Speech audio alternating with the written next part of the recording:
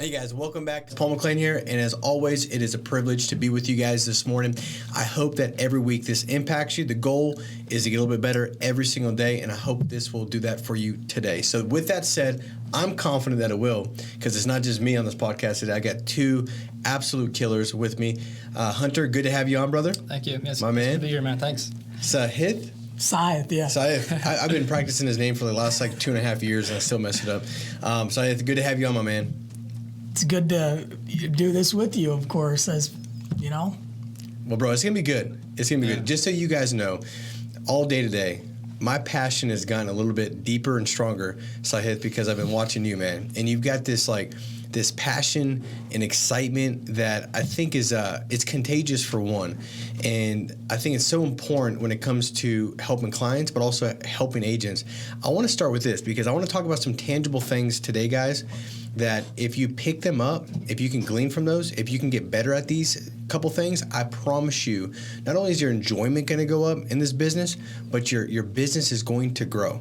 These are kind of the underlining things. It's kind of like, Scripture talks about sometimes these things that are unseen mean more and hold more weight and value than the things that are seen.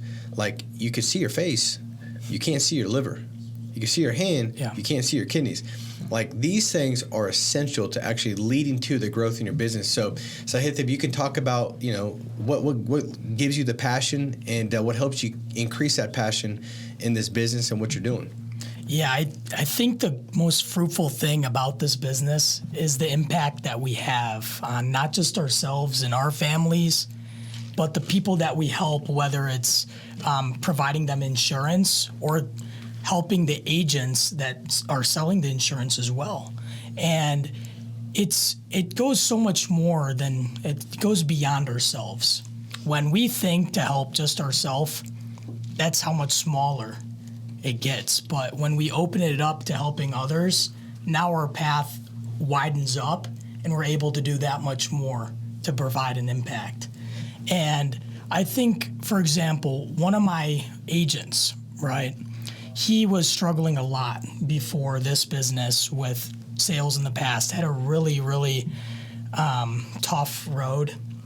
He tried high ticket, roofing, all these different sales opportunities, and he was just getting screwed after screwed after screwed with each of them. And once he came into this, it was all or nothing for him. He didn't have a backup option. And I was like, hey, bro, this is how it is. I'm not going to sell you a vision here.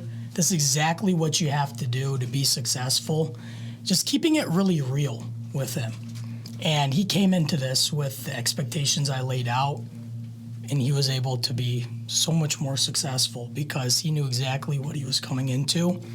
And he wasn't just sold on this big idea.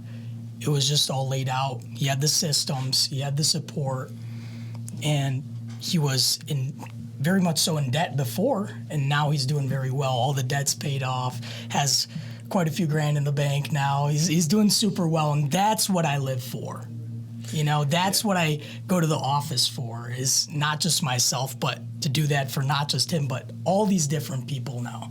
I love that, dude. Hey, the crazy thing is, bro, your face changed when you started talking about, he's in debt no more, and now he's growing, and just a great, I guess, obvious visual, testimony to how you truly feel and what really it does for you, because your countenance changed, the way you kind of looked changed, and I think it's such a powerful thing to realize that, man.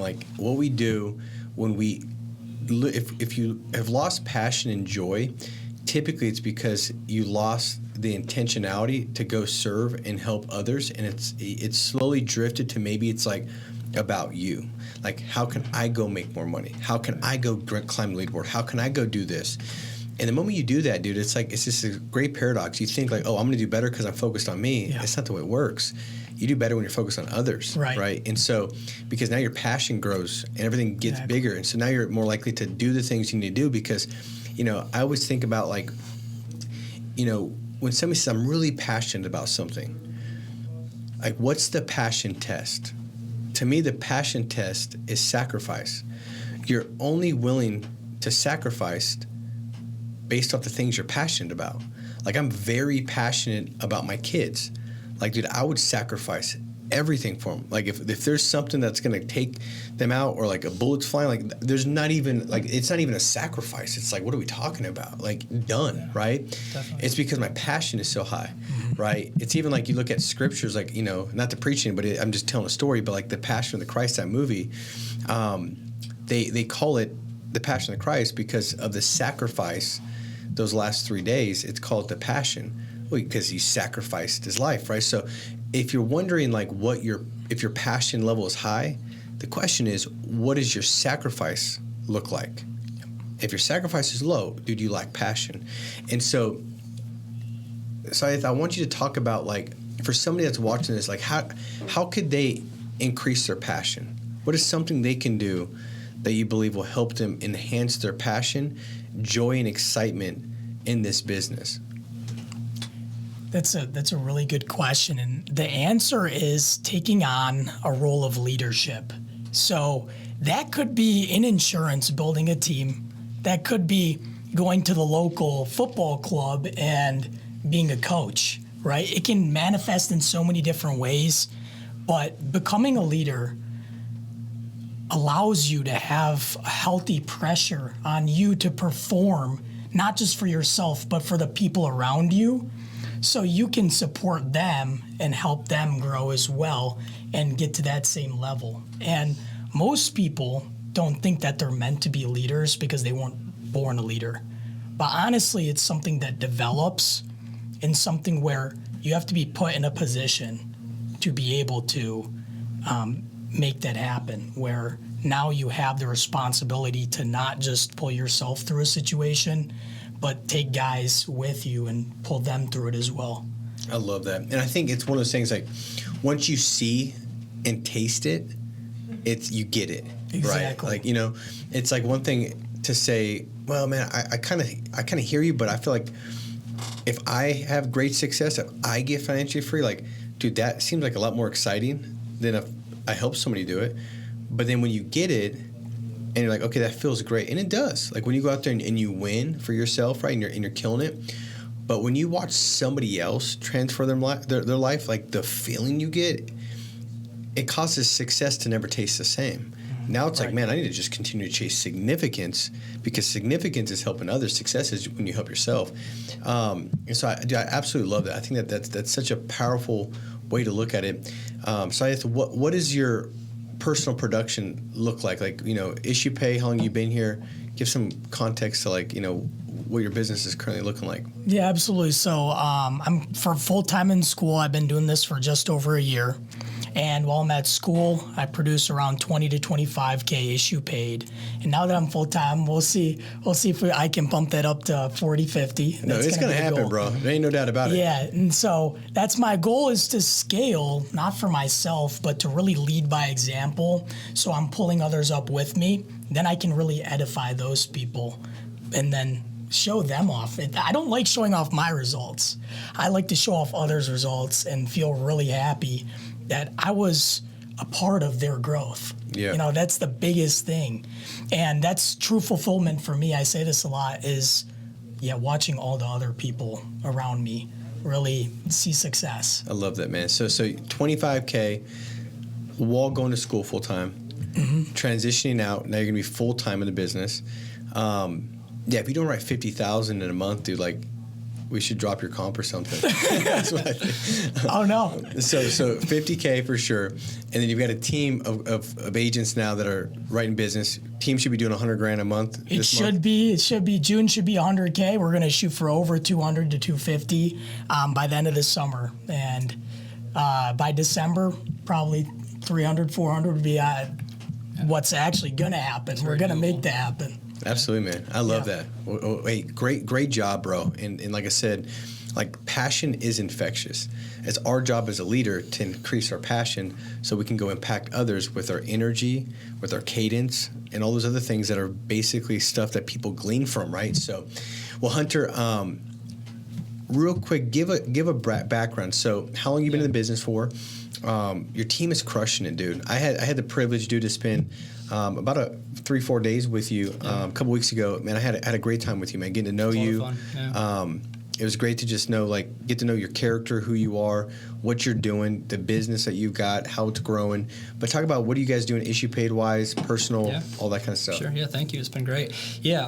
I've been here for just about 3 years. Started with JP DeBoyer and Flow State back in the beginning when they first started, and we've gotten our team up to about 430 a month now, which has been amazing. So just very grateful for all the guys I get to work with and help scale. So that's been awesome. And now I'm getting back into the flow of producing more, getting towards 25K a month. I'm personally trying to be consistent at around 30 while also, helping the guys scale too. So, I love that, man. Yeah, that's the goal. So have you, because 430, dude, that's a great number. I think that's a very difficult number to get to. Like like if we're going to look at levels to get to, certain levels are harder than others. Like getting from 0 to like 300,000, it's a lot more difficult than 4 to 8 to 1.2. Right.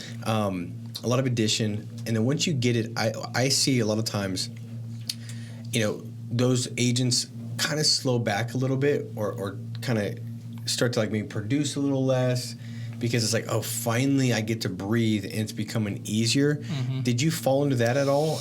Oh, I did a little bit, yeah. I think that actually happened to me around the 250 mark. Things were working very smooth, they were very efficient, and guys were really getting more independent. So it happened. It's kind of sneaky, right? Like I started to feel like a little bit of complacency coming on, right? And a couple of my guys started noticing that too, and they helped me hold me accountable, and then I really have kind of nipped that and turned it around and really diving headfirst back into serving the team and making sure I can add as much value wherever I can, on top of also showing the example with some production too, and making sure that the guys have the training they need and the recruiting, support as well. I love that, dude. Well, I think for one, that's a great testament to leadership. Is if your team, if they feel like they can come around you and say, "Hey, man," like that's what I hope for. Like I don't want my team around me. Like I don't want Ashley just to be like, "Oh, everything's always great." Like, "Oh, you're great." You're like, no. Like I need somebody to be like, "Dude, you're kind of falling off right here. Like there's a blind spot here. Hey, did you notice this?" Because dude, we're all human beings and we're all going to go through the seasons. And there's nobody that's not going to. He said, "Well, I haven't yet." Well, dude, just live a little longer, bro. You're going to. Like, just trust me. Like, not me. Yeah, okay. That's the most dangerous when you think not me ever. Like that's when everything's going good until it's not. Right. And so to be able to kind of create an atmosphere and environment where there's mutual accountability, and they feel like it's okay to say, "Hey, man, like, dude, like you're a beast, but you're kind of falling off a little bit here." Like that's like a relationship. Like you've developed good enough relationships. What do you think has helped? Because I think most people on here, they want to build a team. I think most people that join the business, even if it's not right now that they want to focus on it, eventually they want to have a team. And their questions are like, how do I build a good team?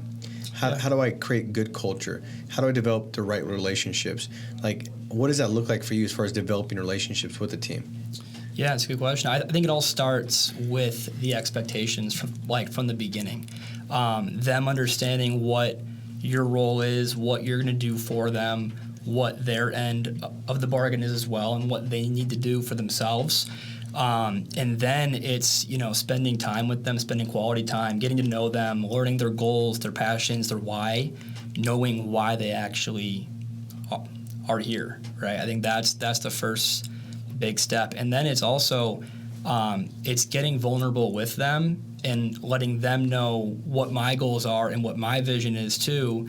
And then that way there's a mutual respect to hold each other accountable. I think that's a big piece. But then also, number one rule is always take care of the boys, right? So I feel like I've always, put the team first, put the guys first, and that's helped to really build a culture of them knowing that I'm doing it for the right reasons.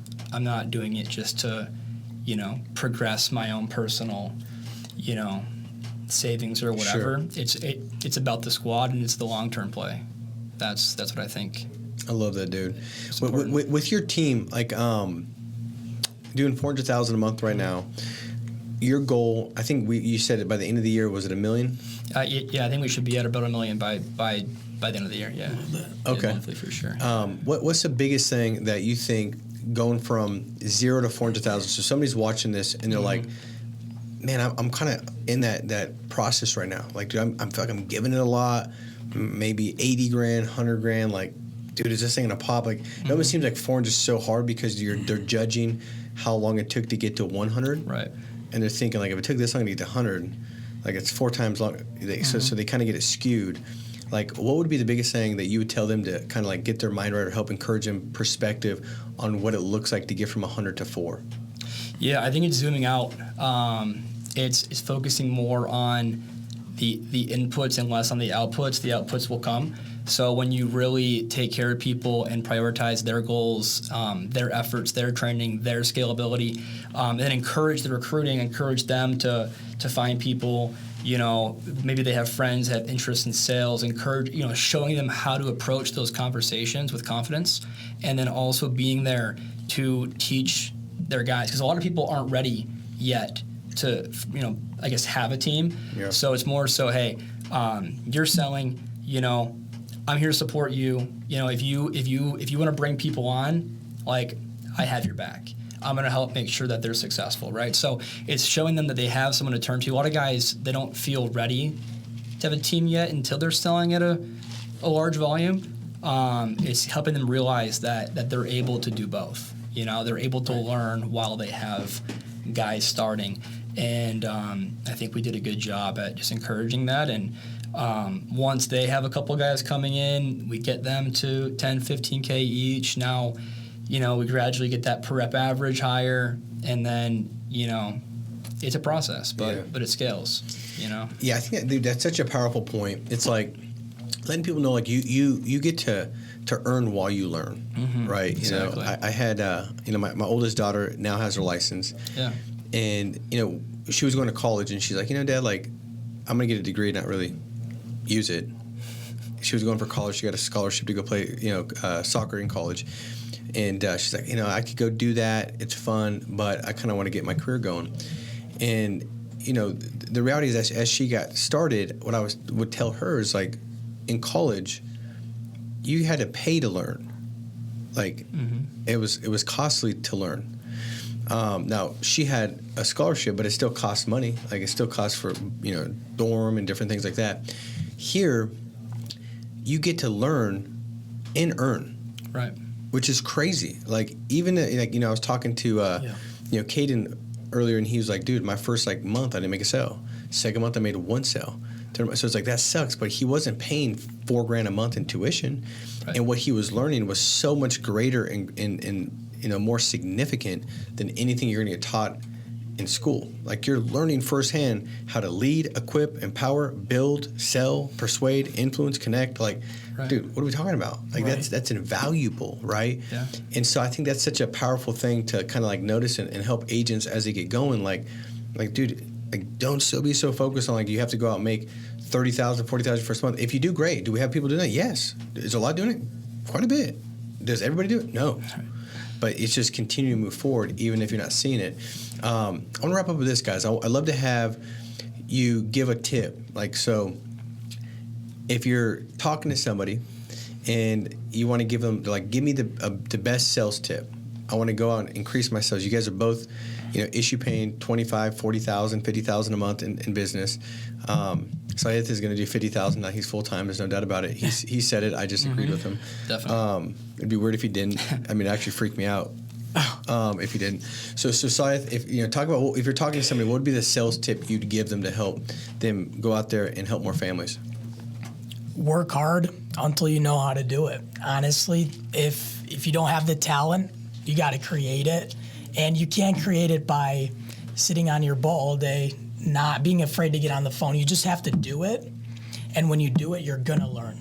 You have to embrace failure, be okay with that, because you're gonna look back at failure a week from when it happens, 2 weeks from then, and be like, I'm glad that actually happened because I really took something great from that. Yeah. I never look back on my mistakes anymore or failures and say I regret doing that, because I always now am in the mindset, the headspace that it happened for a reason and it happened for the greater good. And I think once we start conspiring that the world is in our favor, thank you, Chris Maka, for that one. Yeah. That's when everything starts going in our favor, right? When we're speaking negative things out into the world, then negative things are going to happen. And once I started cutting that out, that's when a lot of good things started happening. So I love that, dude. So powerful. It's kind of like two things to stop doing. Stop saying stupid stuff and stop consuming stupid stuff, right? Like exactly. Stop putting bad stuff in your mind through your ears and your eyes, and stop out of your mouth saying stupid stuff, Definitely. right? Yeah. Because it's like, dude, out of the abundance of your heart, your mouth speaks. Well, what do you fill your heart with? It's what you hear and what you see, right? Mm-hmm. And so now at the same time, when you're saying something, right, you're hearing that, and it's also reinforcing and 10xing your consumption. Exactly. So it kind of does both. What you say reinforces what you hear and what you see. And so all those things, man, so important. I know that could easily be like something that goes over somebody's head because, like, oh, dude, makes sense. But the question is, like, how good are you doing with that? Like, how good are you with the right language that, transpires with the world to say, like, hey, I deserve success, right? It could be the universe. It can go to faith. Like you're created to go out there and have abundance. Like you're created to go out there and have dominion. Like that was a decree and a demand. Like go have dominion. But too often we lose our dominion because we're saying stupid stuff and we're consuming stupid stuff. So we believe stupid stuff, and then we create stupid stuff. And we live in a stupid life, right? So let's not do that. All right, what do you think, brother? Yeah. What do you I mean, what's the tip? That was great. I mean, abundance mentality for sure, right? But when it comes down to it, sales is a transfer of energy, right? That's all it is, right? It's so at the heart of it, when we're making these dials, when we're talking to people, no matter what you're selling, it's all about your energy and your conviction, right? So what I learned very early on in my sales career is the more energy that I bring to the interaction, the better my process goes, the better the sales process goes. So when you really perform and you do it to the best of your ability and you put everything you have into every conversation, you make more sales, right? And then the more you get good at putting more energy into your process, the more conviction you have, the more passion you have, the more the client respects and trusts what you say. So that's just one small thing that like anybody can add to their process, just getting more energy into what they say. So good. Creates more conviction. I love that, bro. I can't remember what coach. It was some YouTube short or something like that came out. It was I think it was a coach of the UConn's of women basketball. I forget his name, but just like one of the most winningest coaches, like tons of championships. And he said that like they've got this acronym. It's called ABLE. And so it's attitude, body language, and energy. He's like, if any player on the field doesn't have those three things like dialed in, they sit on the bench. I don't care if they're the best player. Mm-hmm. He's like, your attitude, your body language, and your energy, because it's infectious. He's like, we're not going to have that get caught on the court with the team. And he'd always say, get your ABLE right: attitude, body language, and energy. And I think that's when we think of right. So good, dude. Such great feedback. Well, guys, this has been good for me. I love this conversation because it brought a lot of value to me. I'm sure it brought a lot of value to all those that plugged in today. Guys, let's go out there and apply this. Don't just be a person that kind of hears, be a doer, right? Go out there and execute. We love you. Be strong, stay steadfast, and we'll talk to you next week. God bless you guys.